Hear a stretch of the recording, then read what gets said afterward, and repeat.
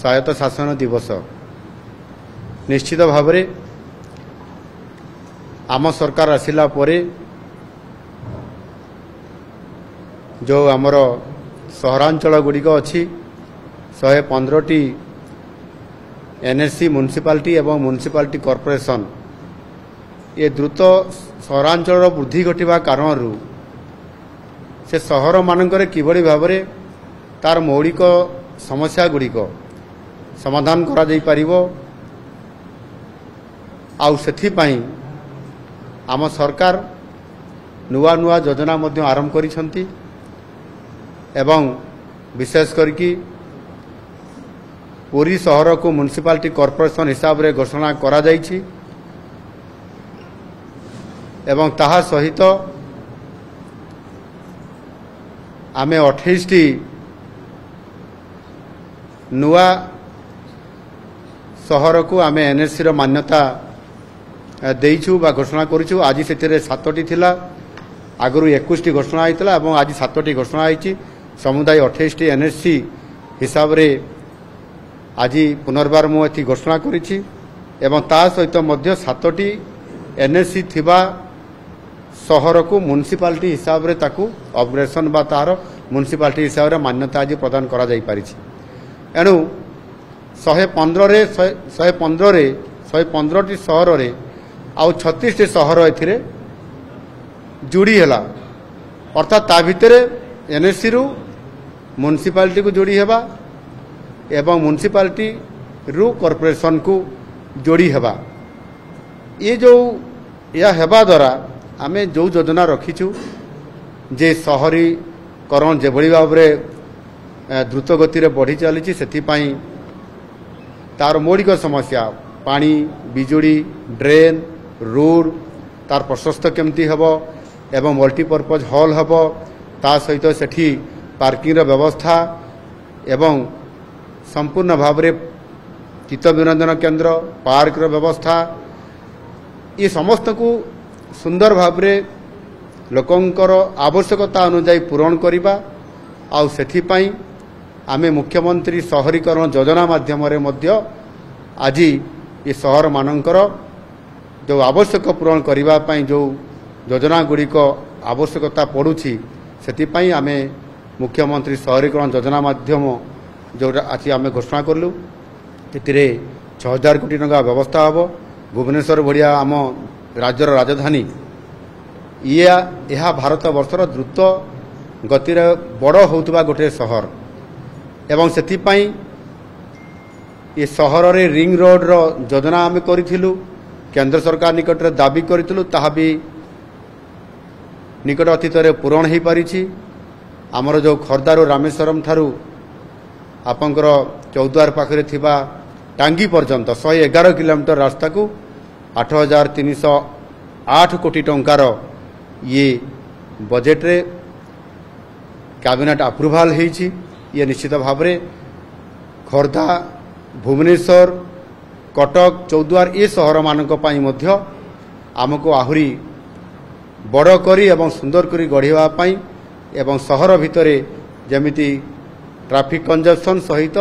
भिड़ केमिति न होबो सेतिपाई स्वतंत्र योजना माध्यम रे आमको बढ़िया पई पड़बो। विशेष करिकी एथिरे आमे अनेक प्रकार कार्यक्रम आज नुआ मध्य नहींचु। आगुरी गोटे कार्यक्रम आम आरंभ करूँ सहयोग से 44टी पौरांचल को निया जाइथिला आज ताकू संप्रसारण करलु एवं से 115टी पौरांचल को संप्रसारित है एवं ये जो सहयोग माध्यम सहयोग योजना माध्यम आमको मध्य सहयोग करने आगे आसछंती आमर टाटा स्टील फाउंडेशन तांकर कोलाबोरेशन रे तांकर सहयोग रे आमे जो विभिन्न प्रकार योजना कार्यक्रम समस्या ताकू वास्तविकता आड़कू नेबा ये काम मध्य आज करबा पई आमे जाउछु। विशेष करके जो छोट छोट समस्या रहउछि अनेक समय लोक से विपदर सम्मुखीन होउछंती जेमिति रास्ता रे ड्रेन मुकुला हवा एक कथा आपण माने जानिछंती एवं आपनकर रास्ता वर्षा किंबा विभिन्न कारणरू खाल हो पठल हो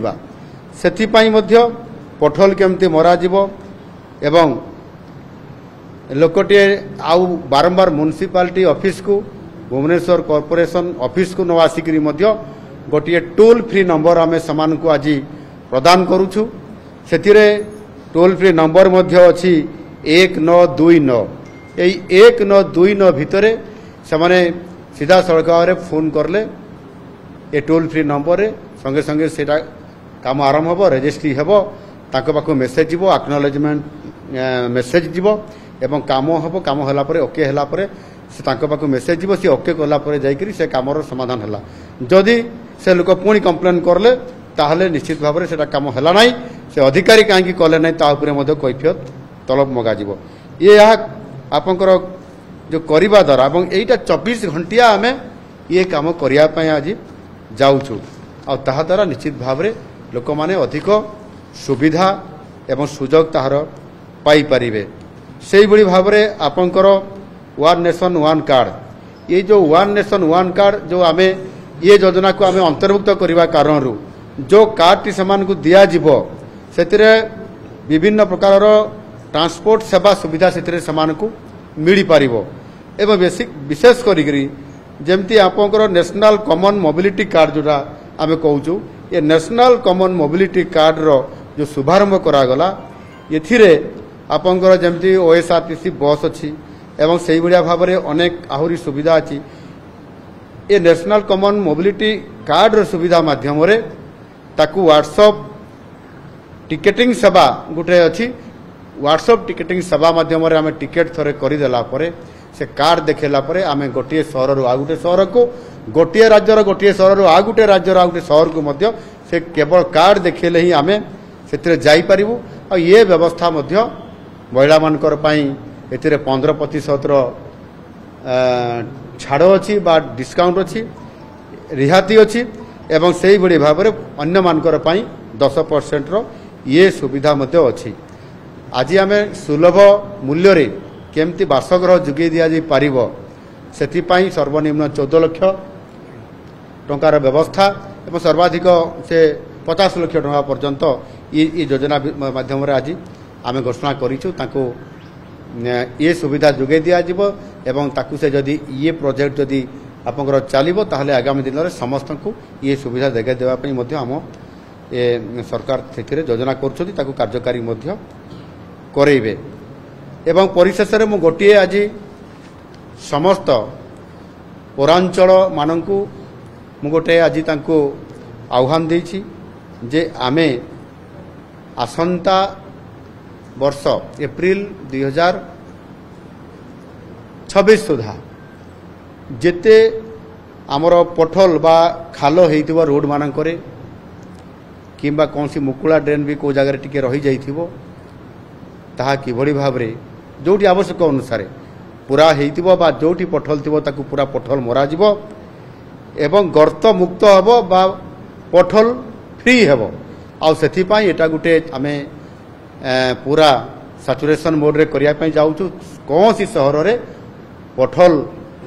ହଲ୍ ରହିବ ନାହିଁ, ପୋଟଲ ଫ୍ରି ହେବ ଏବଂ ସେଥିପାଇଁ ବିଭାଗୀୟ ଅଧିକାରୀ ଆମର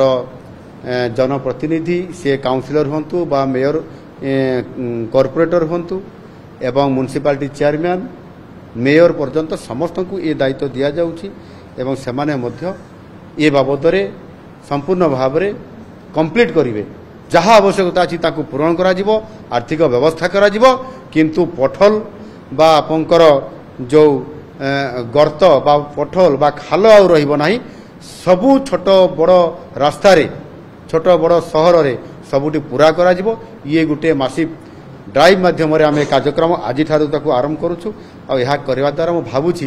ଯେ ଏଇଠି ଯେଉଁଠି ବିଜୁଳି କଟଅଫ୍ ହେଇଗଲା, କେଉଁଠି ଟିକେ ଆପଣଙ୍କର ପାଣି ପହଞ୍ଚି ପାରିଲା ନାହିଁ, କେଉଁଠି ବିଶୁଦ୍ଧ ପାଣି ପହଞ୍ଚି ପାରିଲା ନାହିଁ, କେଉଁଠି ମଶାମାନଙ୍କର ଦାଉ ବଢ଼ିଗଲାଣି ତାକୁ କଣ୍ଟ୍ରୋଲ କରିବା ପାଇଁ ପଡ଼ିବ। ଏ ପ୍ରକାରର ଯେଉଁ ଛୋଟ ଛୋଟ କାମଗୁଡ଼ିକ ଅଛି ସେଥିରେ ସମ୍ପୂର୍ଣ୍ଣ ଭାବରେ ଏଥିରେ ଯେଉଁ ଟୋଲ୍ ଫ୍ରି ନମ୍ବର ମାଧ୍ୟମରେ ହିଁ ତାର ସମାଧାନର ବାଟ ଫିଟି ପାରିବ, ଯାହାଦ୍ୱାରା ଅଧିକ ସୁଖ ସ୍ୱାଚ୍ଛନ୍ଦ୍ୟ ସୁବିଧା ମୌଳିକ ସୁବିଧା ଯାହା ଦରକାର ହେଉଛି ତାହା ଆମ ସରକାର ଆଗାମୀ ଦିନରେ ଭରପୁର ଭାବରେ ଯୋଗାଇ ଦେଇପାରିବେ ଆଉ ଏହା କାର୍ଯ୍ୟକାରୀ କରାଯିବ।